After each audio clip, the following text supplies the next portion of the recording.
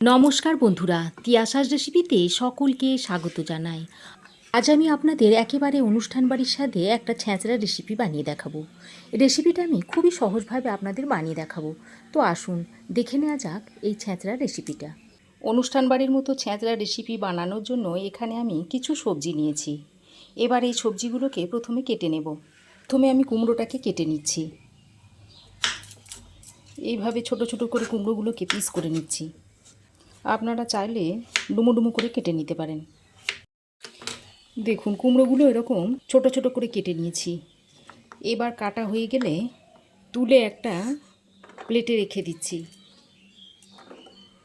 এরপরে একটা ঝিঙে নিয়েছি। দেখুন এই ঝিঙেগুলোকে প্রথম এরকম একটু বড় বড় করে কেটে নিচ্ছি।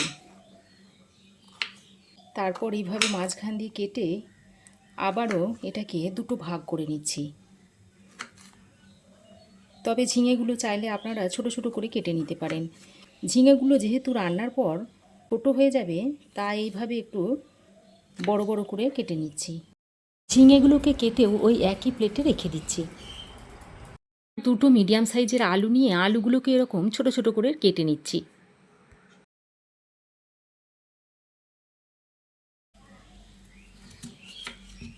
দেখুন এইভাবে কেটে এরকম ছোট ছোট টুকরো করে নিতে পারেন। এরকম ছোট করে আলুগুলোকে কেটে নিয়েছি। আলুগুলোকেও তুলে রেখে দিচ্ছি। এবার আমি পটলটা কেটে নিচ্ছি। পটলটা প্রথমে মাঝখান দিয়ে কেটে নিচ্ছি। তারপর এরকম সরু সরু করে পটলগুলোকে কেটে নিচ্ছি। আপনারা চাইলে মোটা মোটা করেও কেটে নিতে পারেন। রান্নার সুবিধার জন্য আমি এরকম সরু করে কেটে নিচ্ছি। এবার আমি বেগুনটা কেটে নিচ্ছি। বেগুনটা মাঝখান দিয়ে প্রথমে কেটে নিতে হবে।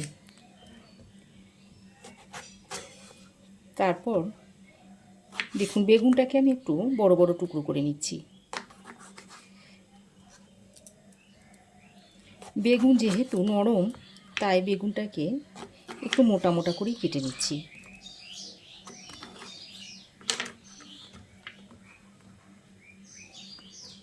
দেখুন সমস্ত সবজি আমি কেটে নিয়েছি। আর ওরই সঙ্গে নিয়েছি কিছু পুঁই শাক। পুঁই শাকগুলোকে আমি এরকম লম্বা লম্বা টুকরো করে কেটে নিয়েছি।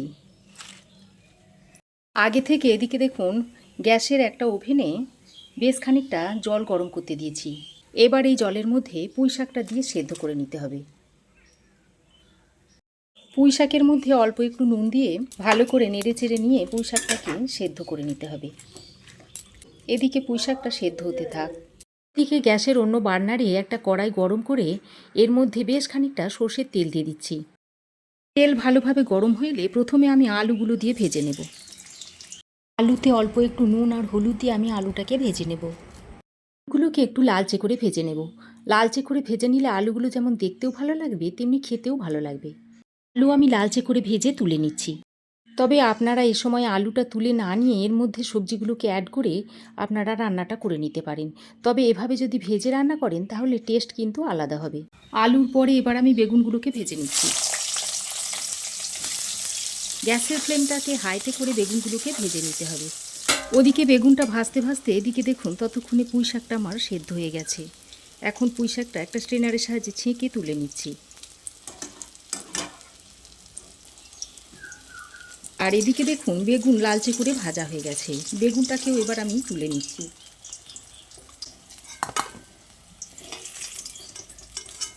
এরপর আমি কুমড়োটাকে ভেজে নিচ্ছি। দেখুন কুমড়োটাও লালচে করে ভাজা হয়ে গেছে। কুমড়োটাকেও আমি তুলে নিচ্ছি। আমি ঝিঙে বাদে সমস্ত সবজিকে ভেজে নিচ্ছি। এবার সব শেষে আমি পটলগুলোকে ভেজে নেব।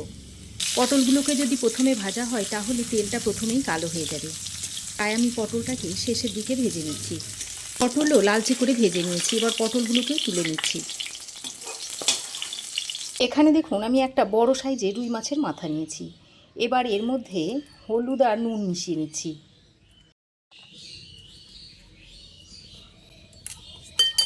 হলুদ আর নুনটা দিয়ে রুই মাছের মাথার সঙ্গে ভালো করে মিশিয়ে নিচ্ছি।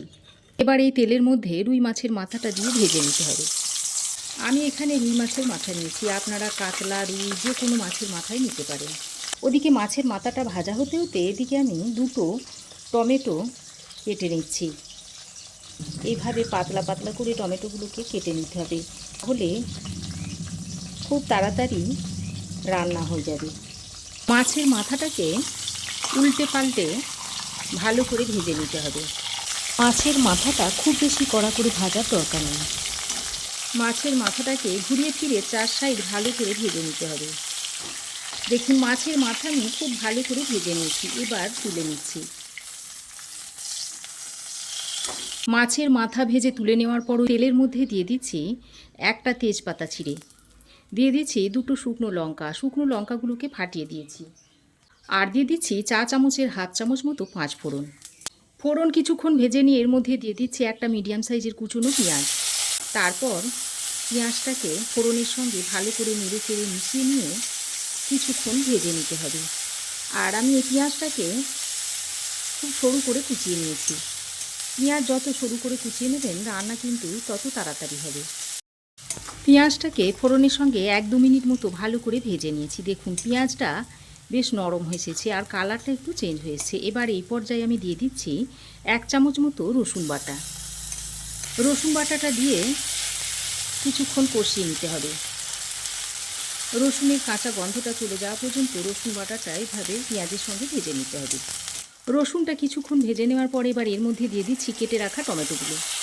টমেটো দেওয়ার পরেই আমি স্বাদ মতো নুনটা দিয়ে দিচ্ছি। এই সময় নুনটা দিলে খুব তাড়াতাড়ি টমেটোটা গলে যাবে। আর দিয়ে দিচ্ছি হাফ চামচ মতো হলুদ গুঁড়ো, আর কাশ্মীরি লঙ্কার গুঁড়ো দিয়ে দিচ্ছি হাফ চামচ, এটা আমি রঙের জন্য দিয়ে দিলাম। মশলাগুলো দিয়ে টমেটোর সঙ্গে ভালো করে নেড়ে চেড়ে মিশিয়ে নিয়ে 3-4 মিনিট মতো এইভাবে কষিয়ে নিতে হবে।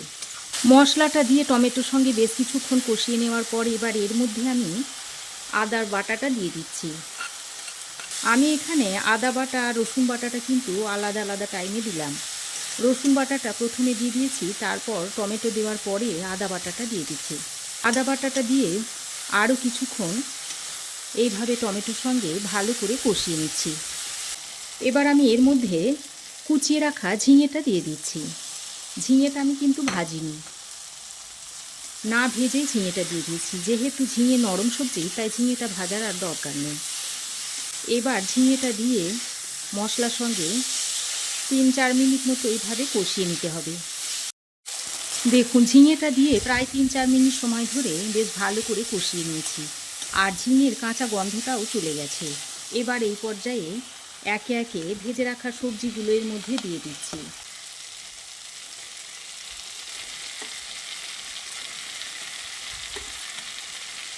ভাজা সবজিগুলো দিয়ে আবারও ভালো করে নেড়ে চেড়ে মিশিয়ে নিচ্ছি। আর এই সময় গ্যাসের ফ্লেমটাকে লো টু মিডিয়ামে রেখে দিয়েছি। দেখুন খুব ভালোভাবে নেড়ে চেড়ে সবজিগুলোকে মিশিয়ে নিয়েছি। এবার আমি যে মাছের মাথাটা ভেজে নিয়েছিলাম সেটাকে এইভাবে একটু ভেঙে নিয়েছি, তারপর এই সবজির মধ্যে দিয়ে দিচ্ছি। এইভাবে যদি মাছের মাথাটা ভেঙে দেওয়া হয় তাহলে মাছের মাথার মধ্যে মশলা ও সবজির ফ্লেভারটা খুব ভালোভাবে ঢুকে যাবে। তারপর সবজির সঙ্গে ভালো করে মিশিয়ে নিচ্ছি। এবার আমি ঢাকা দিয়ে 3-4 মিনিট এইভাবে রান্না করে নেব। দেখুন 3-4 মিনিট পর আমি ঢাকাটা খুলে নিয়েছি, আর দেখুন সবজি থেকে জল ছাড়তে শুরু করেছে। এবার আরও একবার নাড়াচাড়া করে মিশিয়ে নিচ্ছি। ভালো করে নাড়াচাড়া করে মিশিয়ে নিয়ে এবার যে আমি পুঁই শাকটা ভাপে সেদ্ধ করে রেখেছিলাম সেটা এর মধ্যে দিয়ে দিচ্ছি। পুঁই শাকটা দিয়ে সবজির সঙ্গে আবারও ভালো করে মিশিয়ে নিচ্ছি। পুঁই শাকটা দিয়ে ভালো করে নেড়েচেড়ে মিশিয়ে নিয়ে আবারও ঢাকা দিয়ে 5-6 মিনিট রান্না করে নিচ্ছি। দেখুন লো টু মিডিয়াম ফ্লেমে 5-6 মিনিট ঢাকা দিয়ে রান্না করার পর ঢাকাটা আমি খুলে নিয়েছি। আর দেখুন সবজি থেকে বেশ অনেকটা পরিমাণে জল ছেড়ে দিয়েছে। এবার আমি একবার নাড়াচাড়া করে নিচ্ছি। আর দেখুন আলু অন্য সমস্ত সবজি সব ভালোভাবে সেদ্ধ হয়ে গেছে। এই রান্নাটা ঠান্ডা হবার পর কিন্তু বেশ খানিকটা আবারও জল ছাড়বে, তাই যাতে তরকারিটা একটু মাখো মাখো হয় সেজন্য আমি এই 1 চা চামচ মতো ময়দা এর উপর দিয়ে ছড়িয়ে দিচ্ছি। এইভাবে যদি ময়দা ছড়িয়ে দেওয়া হয় তাহলে তরকারিটা মাখো মাখো হবে আর জলটা খুব বেশি ছাড়বে না। যেহেতু আমি এই সবজিতে বেশ খানিকটা পরিমাণে টমেটো ব্যবহার করেছি, তাই টমেটোর টক ভাবটা ব্যালেন্স করার জন্য আমি এখানে হাফ চামচ মতো চিনি দিয়ে দিলাম। চিনিটা দিয়ে সবজির সঙ্গে ভালো করে মিশিয়ে নিচ্ছি। সব শেষে আমি এর মধ্যে অল্প একটু গরম মশলার গুঁড়ো ছড়িয়ে দিচ্ছি।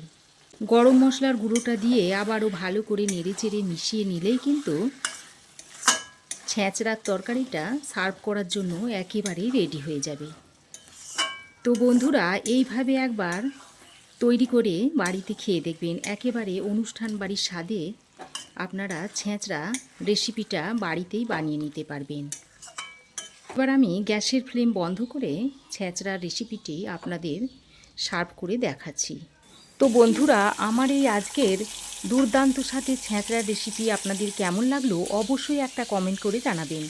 ভালো লাগলে একটা লাইক ও শেয়ার করবেন। পাশে থাকা বেল আইকনটা অবশ্যই প্রেস করবেন। আর আমার চ্যানেলে নতুন বন্ধু হয়ে থাকলে প্লিজ চ্যানেলটা সাবস্ক্রাইব করার অনুরোধ রইল। আজ এ পর্যন্তই। আবার দেখা হবে নতুন কোনো রেসিপি নিয়ে নেক্সট এপিসোডে। সে পর্যন্ত ভালো থাকবেন, সুস্থ থাকবেন। ধন্যবাদ।